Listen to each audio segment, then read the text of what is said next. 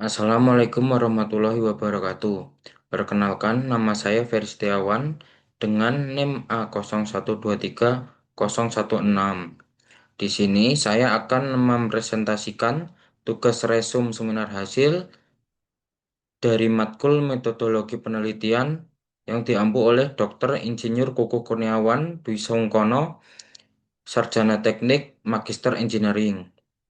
Untuk peminatan yang saya ambil yaitu transportasi dan jalan raya. Selanjutnya, berikut 5 daftar resum seminar hasil. Yang pertama, yaitu berjudul Evaluasi Kinerja Simpang 4 Kalioso. Yang kedua, perencanaan tebal perkerasan lentur menggunakan metode ASTO 1993. Untuk yang ketiga, evaluasi rel dan bantalan berdasarkan passing tonnage. Untuk yang keempat, perencanaan perkerasan lentur dengan menggunakan ASTO 1993. Untuk yang kelima, evaluasi kerusakan jalan dengan metode PCI. Untuk yang pertama, yaitu berjudul Evaluasi Kinerja Simpang 4 Kalioso, Ruas Jalan Solo Purwodadi dengan metode MKJI 2014 oleh Andi Pradana di Kecamatan Gundangrejo, Kabupaten Karanganyar. Untuk latar belakang, Simpang tak bersinyal dengan peran strategis menghubungkan Sragen, Surakarta, Karanganyar, dan Boyolali. Volume kendaraan tinggi, hambatan samping, pertokoan, dan pasar menyebabkan tundaan dan antrian kendaraan. Evaluasi menggunakan metode PKJI 2014 untuk menganalisis kapasitas derajat kejenuhan, tundaan, dan peluang antrian. Survei dilakukan 3 hari pada jam puncak pagi, siang, dan sore masing-masing 2 jam per periode. Untuk kritik, belum ada pembahasan alternatif solusi signalisasi atau pelebaran untuk simpang yang teridentifikasi bermasalah. Untuk saran, melengkapi dengan angka hasil analisis MKJI atau PKJI 2014 secara eksplisit. Yang kedua yaitu tambahkan rekomendasi penanganan simpang agar temuan lebih aplikatif bagi pengelola jalan. Selanjutnya yang kedua yaitu berjudul Perencanaan Tebal Perkerasan Lentur dengan metode AHASTO 1993 di ruas Jalan Raya Grompol Jambangan oleh Hanafi Akbar di Kabupaten Karanganyar, Jawa Tengah. Untuk latar belakang, jalan kolektor melewati kawasan industri, pedesaan, dan persawahan. Kondisi exiting rusak atau aspal berlubang dan retak. Perkerasan lentur dipilih karena biaya konstruksi awal lebih rendah, pengerjaan lebih cepat, dan kenyamanan berkendara lebih tinggi. Hasil desain yaitu 2,3 kilometer dengan lebar 6 meter, lapis permukaan 18 cm, lapis exiting dijadikan pondasi bawah sehingga total tebal 34 cm. Untuk rencana anggaran biaya atau RAB kurang lebih sekitar 11 miliar. Untuk kritik pemanfaatan lapis permukaan exiting sebagai pondasi bawah perlu didukung uji kelayakan struktural agar asumsi desain valid. Sebelum ada perbandingan metode lain untuk memvalidasi efisiensi desain yang dipilih. Saran, bandingkan dengan metode lain, MIS MDP seperti disarankan penulis, baik untuk perkerasan lentur maupun kaku. Selanjutnya yaitu yang ketiga, evaluasi rel dan bantalan berdasarkan passing tonat di lintas trip Yogyakarta Solo oleh Dimas Arya, berlokasi di koridor Yogyakarta Solo. Latar belakang, jalan rel adalah prasarana utama yang menentukan keselamatan, kenyamanan, dan ketepatan waktu perjalanan kereta api. Frekuensi perjalanan kereta api terus meningkat sehingga beban lalu lintas, passing tonnage, naik dan berpotensi memicu kelelahan material rel serta penurunan kualitas bantalan. Lintas Yogyakarta Solo merupakan koridor padat dan strategis untuk kereta api penumpang maupun barang.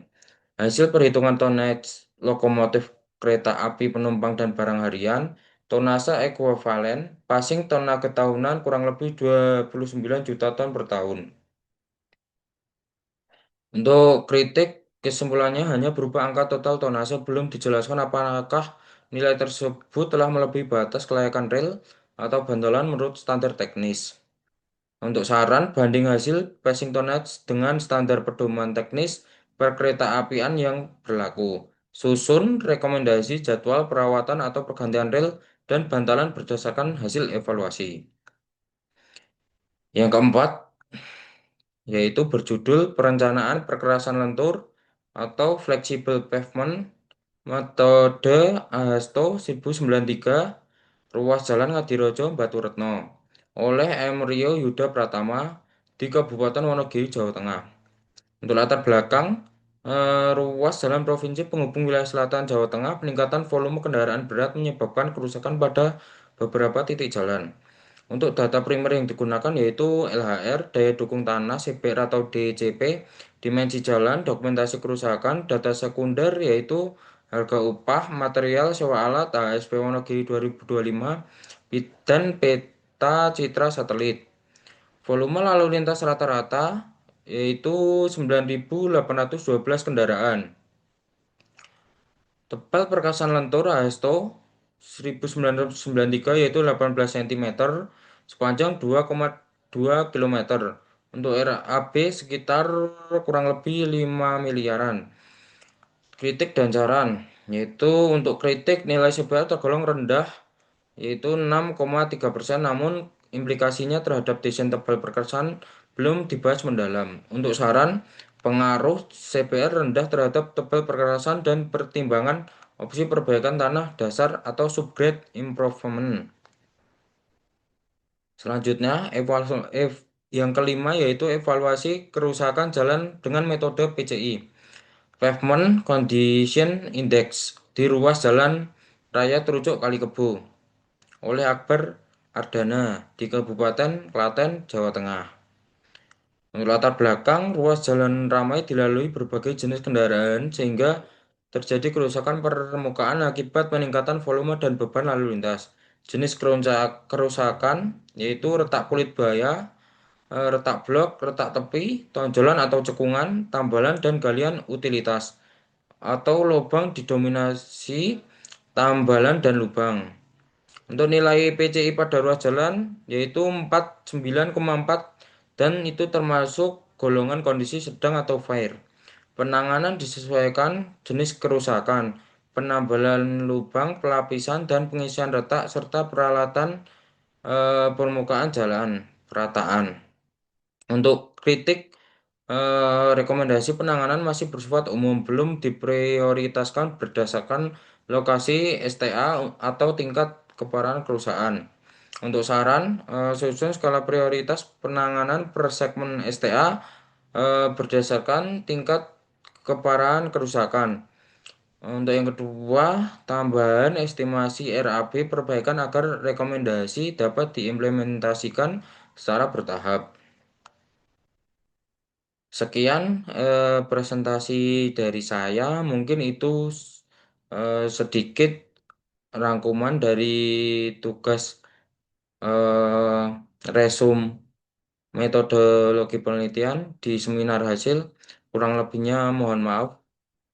Wassalamualaikum warahmatullahi wabarakatuh.